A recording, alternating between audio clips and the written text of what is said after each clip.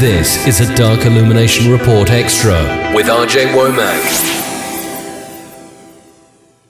Hey everybody, this is Brother Nero, and this is another episode of the Dark Illumination Report podcast, the podcast where we try to help people get a more serious approach to their devotional practices and their religious worship of Satan. And today I'm going to be answering a question from Brett. He asked me whether his early experience with Satan was real or not. And to be honest, Brett, I can't give you an honest answer because I wasn't there. I don't know your circumstances.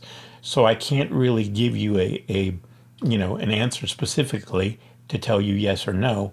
But I can tell you that most people experience Satan at a young age when they're called, and they are often scared by their experience with Satan.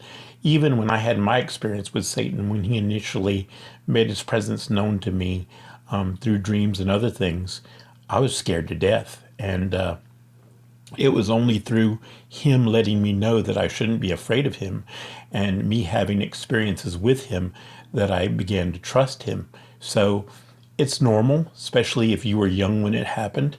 As far as it being real or not, there's only one way to really tell whether it's real or not. And the best way to tell is that when you have an experience with Satan or any demonic entity for that matter, you will notice that you begin to have experiences that are well beyond a coincidence. They happen so frequently and they're so dramatic that they get beyond coincidence. The synchronicities become so great that it's obvious that it's not a coincidence. And also, another thing I might mention is that when you have a genuine experience with spiritual entities, your friends and the people around you tend to start experiencing supernatural events as well.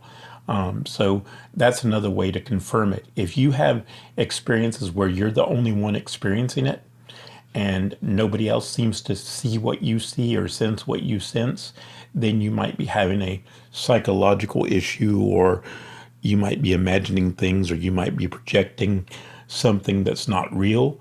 But usually when you have a genuine spiritual experience, what tends to happen is your friends will start to experience things along with you, and other people will feel the supernatural presence, and they'll start having events happen around them that become so obvious that it can't be a coincidence as well. That's another way you can tell.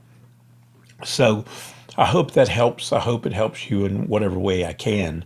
Like I said, it's hard to give people advice about this sort of thing without knowing their circumstances, without knowing the situation that they were in when the event occurred, without being present, without knowing you personally. It's really difficult to give advice. Thank you for listening to the Dark Illumination Report podcast. For the latest news headlines, show information, and more, go to rjwomack.com. That's rjwomack.com.